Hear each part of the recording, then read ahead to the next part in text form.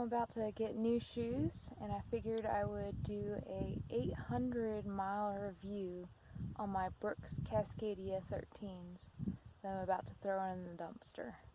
Now, when I bought the shoes, the salesman told me not to expect more than 400 miles out of them, and I'm going to have done 800 miles. So that's twice as much as what the salesman told me to expect. And honestly, I could probably do another 200 miles in them. Wouldn't it be fun?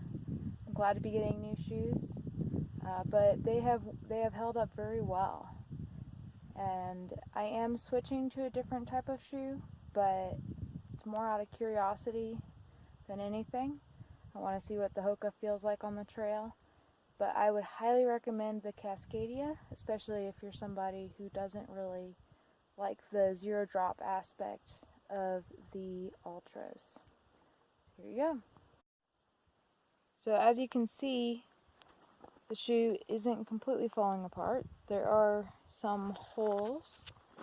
This one notably is pretty big right there.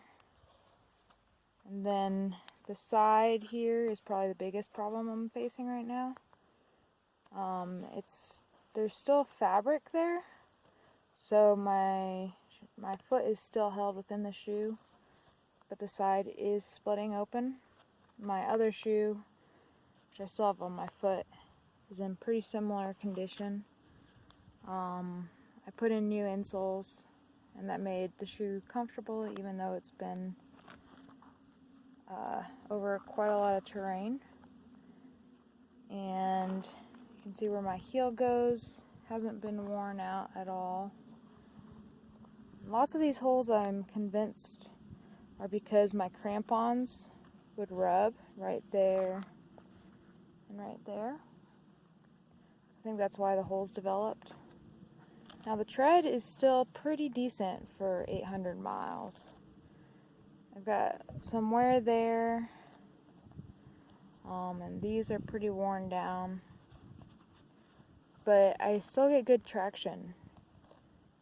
My last pair of Cascadias had good traction even when I got rid of them, which was good because I was going through snow and I needed quite a lot of traction. So overall, I've been happy with them. They've got pretty good cushioning, but that's why I'm trying the Hoka. I'm doing big miles, and I'm hoping that the extra cushioning of the Hoka will help me out. But yeah, I think I could do 200 more miles, and my foot would probably be falling out by the end. But I've loved the shoe. I would highly recommend it for through hikes. I see quite a few people wearing these. It's got quite a distinctive tread. So pretty popular. Highly recommend it. And it feels more like a normal shoe than the Ultras do. One thing that I forgot to mention is that it does have a gator trap. It's kind of sneaky. I haven't been wearing gaiters because there's so many holes in them that it's kind of pointless. But if you're wearing gaiters, it's perfect. She's right there. I didn't realize it at first, but that is quite the added bonus to this shoe.